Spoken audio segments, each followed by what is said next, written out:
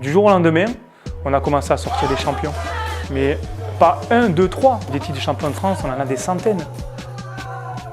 Tout le monde dit ouais, Montpellier, ils sont là, ils font du bruit et tout ça, mais c'est jamais pour rien.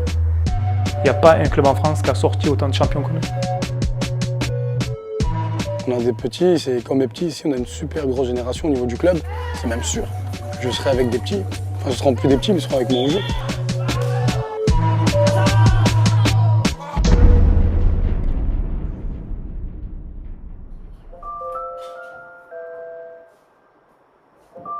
Je m'appelle Jaber Méziane, j'ai 16 ans, je suis de Montpellier, du quartier de la Paillade.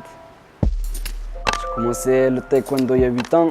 Très tôt, j'ai commencé la compétition dès ma première année. J'ai fait 4 fois champion de France. J'ai fait 3e au championnat d'Europe des Nations. J'ai participé 2 fois au championnat du monde. Mon grand rêve, participer aux Jeux Olympiques et puis emporter tout ce qui est championnat du monde, championnat d'Europe. Être le numéro 1, quoi.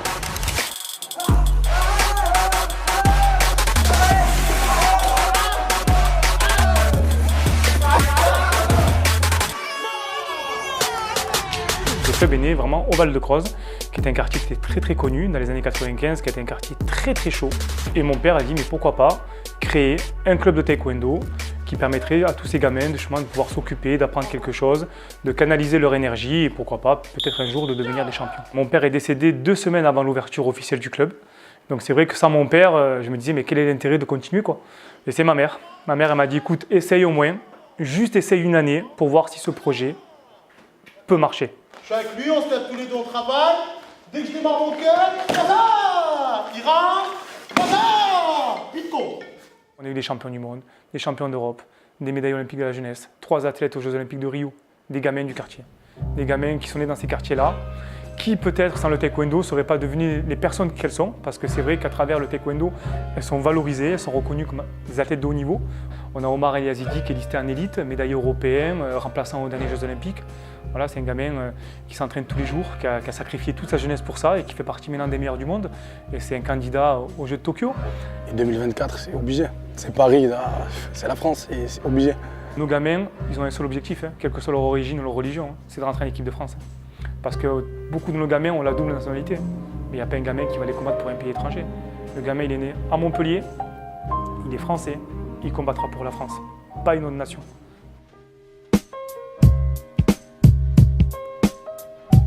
Honnêtement, moi je pense que ce qui fait la force de notre club, c'est qu'on est une famille. Autant que nous, être autant solidaires, on est les seuls.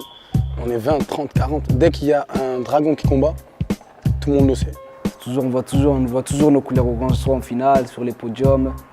Au niveau de la France, donc on est le premier club français. Donc lors des derniers championnats de France, senior et junior, donc on a fini premier club français. Encore une fois, puisque c'est pas nouveau. Ce qu'il faut savoir, c'est que tous nos gamins sortent des quartiers QPV, des quartiers prioritaires de la ville, parce que pour nous, nos pépinières, elles sont là-bas. On va dans les quartiers où très peu veulent aller, parce que l'environnement est difficile, parce qu'à un moment aussi, le staff, nous du club, se bat. C'est compliqué de rentrer une cotisation, c'est compliqué d'assurer un suivi, c'est compliqué à l'école, c'est compliqué avec les parents, parce que tous les parents ne sont pas toujours présents ou impliqués. Donc nous, on compense, mais nous, on va là parce que c'est difficile, et on sait que là, il y a un besoin. Je pense que le rêve de mon père, il est dépassé x10. Ce que je veux faire, en fait, c'est enfoncer le clou tellement profond que personne ne pourra aller le chercher. Nous, on prépare la relève. Parce qu'une chose qui est sûre, c'est que nous, ce qu'on veut, c'est que le club, il perdure. Mais il perdure et perdure. On part du principe que tant que le club vivra, mon père vivra. On va faire comme ils ont fait eux, nous retransmettre les messages. C'est comme ça de génération en génération. On espérera que les petits feront pareil, etc. Je pense que le taekwondo, on a sauvé des vies. Voilà, on a vraiment des gamins, on a sauvé des vies. Parce que même nos gamins, quand ils ont fait des bêtises, on les a jamais lâchés.